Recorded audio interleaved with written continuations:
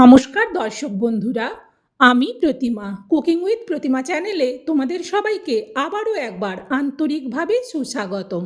আশা করি বন্ধুরা তোমরা সবাই খুব ভালো আছো, সুস্থ আছো। আমিও তোমাদের মতো ভালো বন্ধু পেয়ে বেশ ভালো আছি। আজকে আমি তোমাদেরকে আলু ফুলকপি ডিম দিয়ে একটা খুব সুন্দর রেসিপি শেয়ার করব। এই রেসিপিটা এইভাবে বানালে দুর্দান্ত খেতে লাগে, আর রেসিপিটা সব কিছু দিয়ে দারুণ খাওয়া যাবে। চলো তাহলে এবার দেখো, আমি এখানে একটা সুন্দর ফুলকপি নিয়ে নিয়েছি। এখন বাজারে বেশ সুন্দর সুন্দর ফুলকপি এসে গেছে। এই ফুলকপির সাথে দেওয়ার জন্য নিয়েছি দুটো আলু। এখানে দুটো আলু নিচ্ছি, তোমরা তোমাদের প্রয়োজন মতো নিও। আর দেবো এতে 3 পিস ডিম। এই 3 পিস ডিম, দুটো আলু আর এই ফুলকপিটা দিয়ে এই রেসিপিটা দুর্দান্ত স্বাদ হয় খেতে। কিন্তু আমি কিভাবে বানাবো সেটা তোমরা প্রথম থেকে শেষ পর্যন্ত দেখো। সবের প্রথম আমি আলুর খোসাটা ছাড়িয়ে নেব। আলুর খোসাটা আমি বঁটিতে ছাড়িয়ে নিয়েই ফিরে আসছি। দেখো, আলুর খোসাটা সুন্দরভাবে ছাড়িয়ে নিয়েছি। আসলে বঁটিতে খোসাটা ছাড়ালে আমার সুবিধে হয়। এবার আমি ফুলকপিটা উপরেই কেটে নেব। ফুলকপি কাটা খুবই সহজ। প্রথমে এর পাপড়িগুলোকে এইভাবে ভেঙে নিতে হবে, সুন্দরভাবে ভাঙা হয়ে যাবে। তারপর ছুরি দিয়ে এটাকে কেটে নেব। যেগুলো একটু বড় সেগুলোকে হাফ করে দেবো, আর না হলে ছোটোগুলোকে গোটা গোটাই রাখবো। দেখো ফুলকপিগুলো কেমনভাবে কেটে নিচ্ছি। ফুলকপির যে ডাঁটির দিকের অংশটা একটু বাদ দিয়ে দেবো, না হলে ওগুলো অনেকটা লম্বা লম্বা হয়ে যায়। তাই আমি কেটে সুন্দরভাবে সাইজ করে নিচ্ছি। ওই নরম ডাঁটিগুলো ফেলবো না, ওটা কিন্তু আলাদা একটা রেসিপি হয়ে যায় খাওয়ার জন্যে। দারুণ লাগে ওইটা রান্না করলে। দেখো, সব ফুলকপিগুলো আমি ছুরি দিয়ে বেশ বড় বড় করে কেটে নিলাম। এবার আমি আলু দুটোকেও কেটে নেব। যেহেতু বঁটিতে খোসাটা ছাড়িয়ে নিয়েছি, তাই ছুরি দিয়ে আমি আলুগুলোকে বড় বড় 4 টুকরো করে নিলাম। এবার এটাকে ধুয়ে নিয়েই ফিরে আসছি। দেখো, সুন্দরভাবে ফুলকপিটা আমি ধুয়ে নিয়েছি। এই ফুলকপিটা ধুয়ে নেওয়ার পর এবার আমি একটা বড় বাটির মধ্যে ফুলকপিগুলোকে রেখে দিলাম। ফুলকপিগুলো এতে সবটা বেশ সুন্দর করে রেখে দেওয়ার পর উপর থেকে আমি লবণ ছড়িয়ে দেবো। এইভাবে লবণটা ছড়িয়ে দিলে এতে যে পোকা টোকা থাকে আরও সেটা বেরিয়ে যাবে। ওতে লবণ ছড়িয়ে রাখলাম। তারপর আমি ডিমটা সেদ্ধ বসিয়ে দেবো। তার জন্যে একটা আলাদা জায়গায় করে ডিমটা সেদ্ধ বসিয়ে দিই। আর ওইদিকে আমি ফুলকপিতে দেওয়ার জন্যে গরম জল বসিয়েছিলাম। জলটা বেশ সুন্দর গরম হয়ে গেছে। লবণ ছড়ানোর পর এইভাবে গরম জল দিয়ে ফুলকপিটাকে 2-3 মিনিটের জন্যে ঢেকে রেখে দিলেই হবে।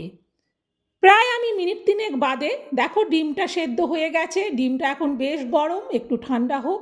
এদিকে এই ফুলকপিটা আমি জলটা ঝাড়িয়ে নিই। দেখো, ফুলকপির জলটা ঝাড়িয়ে একটা থালার মধ্যে তুলে নিয়েছি আলু আর ফুলকপি। এবার ডিমের খোসাটাও ছাড়িয়ে নিলাম। বন্ধুরা, আজকে আমি যেভাবে এই রেসিপিটা বানাবো এটা কিন্তু খেতে খুব সুন্দর লাগে। দেখো, ডিমের মধ্যে একটু লবণ আর হলুদ দিয়ে দিলাম। এইটা হাত দিয়ে এবার ভালো করে লবণ হলুদটা ডিমের মধ্যে মাখিয়ে নেব। এবার কিন্তু রান্না করার জন্যে আমি একেবারেই রেডি। চলো তাহলে এবার রান্নাটা শুরু করি। দেখো, গ্যাস জেলে কড়া বসিয়ে দিয়ে তাতে দিয়ে দিচ্ছি তেল। তেলটা একটু গরম হতে হতে একটু খুন্তি দিয়ে চাড়িয়ে নিলাম কড়ার উপর পর্যন্ত। এবারে তেলের মধ্যে দিয়ে দিচ্ছি আলুগুলো। সব আলুগুলো দিয়ে দিলাম। আলুগুলো দেওয়ার পর 2-3 মিনিট একটু ভালো করে নেড়ে নেব। আলুগুলো দেখতে একটু সাদা সাদা লাগছে। এইভাবে ভালো করে উল্টে পাল্টে দিলাম। সব দিক বেশ ভালো করে যাতে ভাজা হয়। আলুতে একটু হলুদ দিয়ে দেই, তাহলে আলু ভাজার কালারটা বেশ সুন্দর হবে। হলুদ দেওয়ার পর আবারও খুন্তি দিয়ে উল্টে পাল্টে আলুগুলোকে নাড়াতে থাকবো।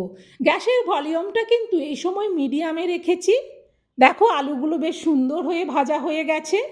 এবার এই আলুগুলোকে আমি একটা জায়গার মধ্যে তুলে নিচ্ছি। এরপর আমি এতে ডিম 3টে দিয়ে দিলাম। ডিম 3টেকেও এবার ভালো করে ভেজে নেব। গ্যাসের ভলিউমটা কিন্তু মিডিয়ামেই আছে। দেখো, ডিমগুলোও ভাজা হয়ে গেছে। ডিমগুলোকেও একটা জায়গার মধ্যে তুলে নিলাম। এবার এই তেলের মধ্যে দিয়ে দিচ্ছি ফুলকপিগুলো। ফুলকপিগুলো দেওয়ার পর ভালো করে এবার খুন্তি দিয়ে উল্টে পাল্টে কিছুক্ষণ নাড়াতে থাকবো, যাতে তেলটা ফুলকপির সব ভেতর পর্যন্ত লেগে যায়। দেখো তেলটা কিন্তু পুরো ভেতর পর্যন্ত হয়ে গেছে ফুলকপির। গ্যাসের ভলিউমটাকে মিডিয়ামে রেখে ফুলকপিটাকে প্রায় আমি 4 মিনিটের মতো ভেজে নিলাম। ফুলকপিগুলো বেশ ভালো করে ভাজা হয়ে যাবার পর ফুলকপিগুলোকেও একটা জায়গার মধ্যে তুলে নিচ্ছি। এরপর আমি তেলের মধ্যে দিয়ে দিচ্ছি তেজপাতা আর দিচ্ছি গোটা জিরে। 2 মিনিট গোটা জিরেটাকে ভেজে নেব। জিরেটা ভাজা হয়ে গেলেই ওতে আমি দিয়ে দিচ্ছি চা চামচের মাপে 1 চামচ গ্রেট করা রসুন। রসুনটাকেও এবার বেশ সুন্দর গোল্ডেন কালার করে ভেজে নেব। রসুনটা বেশ ভালো করে ভাজা হয়ে গেছে।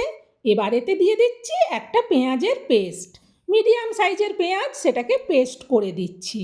এবার রসুনের সাথে পেঁয়াজটাকেও ভালো করে ভাজতে থাকবো। পেঁয়াজ আর রসুনটা যখন ভালো করে ভাজা হয়ে যাবে তখন এতে দিয়ে দেবো গ্রেট করা আদা। এটাও চা চামচের মাপে 1 চামচ। এবার পেঁয়াজ রসুন আদাটাকে বেশ ভালো করে ভেজে নেওয়ার পর এতে দিয়ে দিচ্ছি পরিমাণ মতো লবণ, আর দিচ্ছি ঠিক লবণ যতটা দিয়েছি ততটা চিনি। লবণ চিনি দেওয়ার পর আবারও মশলাটাকে একটু ভালো করে নেড়ে দিলাম। এতে এবার দিয়ে দিচ্ছি হলুদ, আর এতে দিয়ে দিচ্ছি পরিমাণ মতো লঙ্কার গুঁড়ো। আবারও খুন্তি দিয়ে মশলাটাকে একটু 2-2.5 মিনিট ভালো করে ভেজে নিলাম। মশলাটা একটু শুকনো শুকনো লাগছে। এবার এতে দিয়ে দেবো একটা টমেটো পেস্ট। টমেটো পেস্টটা দিলে একটু জল জল ভাব হবে। ভালো করে মশলাটাকে কষিয়ে নিতে হবে। এবার টমেটোর বাটিটা ধুয়ে আর একটু জল দিলাম, এই চা চামচের মাপে 2 চামচের মতো। এবার বেশ ভালো করে মশলাটা কষিয়ে নেবো যতক্ষণ না জলটা শুকিয়ে তেল ছেড়ে দেয়।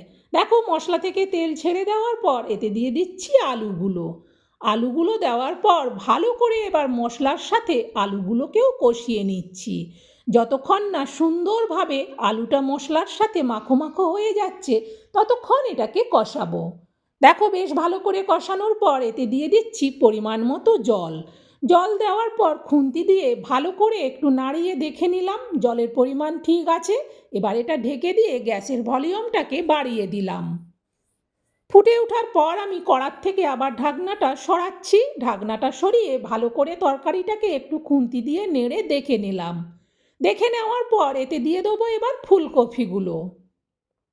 এভাবে ফুলকপিগুলো দিলে একটাও ফুলকপি ভাঙবে না, অথচ সুন্দরভাবে সেদ্ধ হয়ে যাবে। তারপর এটাকে আবারও ঢেকে দিচ্ছি। গ্যাসের ভলিউমটাকে মিডিয়ামে রেখে প্রায় মিনিট 3 বাদে আবারও কড়ার থেকে ঢাকনাটা আমি সরাচ্ছি। দেখো আস্তে আস্তে ফুটছে। খুন্তি দিয়ে একবার ভালো করে তরকারিটাকে নেড়ে দেখে নিলাম। আলুগুলো সেদ্ধ হতে এখনও একটু বাকি আছে। ঠিক এই রকম সময় দিয়ে দেবো ভেজে রাখা ডিমগুলো। আর আমি এতে দিয়ে দিচ্ছি ভাজা জিরে গুঁড়ো 1/2 চামচ। দেওয়ার পর ভালো করে খুন্তি দিয়ে একটু তরকারিটাকে নেড়ে দিলাম। নেড়ে দেখে নেওয়ার পর এটাকে ঢেকে দেবো। গ্যাসের ভলিউমটা কিন্তু লোতে রাখবো। প্রায় আবারও মিনিট 3 বাদে কড়ার থেকে ঢাকনাটা সরালাম। আর খুন্তি দিয়ে ভালো করে দেখে নিতে হবে যে আলুগুলো সেদ্ধ হয়েছে কিনা। আলুগুলো ভালো করে সেদ্ধ হয়ে গেছে। তরকারিটা পুরো রেডি। এবার এটা নাবিয়ে নেব। নাবিয়ে নেওয়ার জন্য এরকম একটা বড় বাটি নিয়েছি। বাটির মধ্যে পুরো ঝোলটা আমি ঢেলে নিলাম। এরপর আমি এর উপর দিয়ে অল্প একটু ধনেপাতা ছড়িয়ে দিচ্ছি। এইভাবে কাঁচা ধনেপাতাটা দিলে সুন্দর সেন্টও হয় আর খেতেও বেশ ভালো লাগে। বন্ধুরা আমার এই রেসিপিটা তোমাদের কেমন লাগলো সেটা কমেন্টে জানিও। ভালো লাগলে একটা লাইক দিয়ে আরও উৎসাহ বাড়িয়ে দিও রেসিপি শেয়ার করার। আর তোমরাও এটা শেয়ার করে দিও।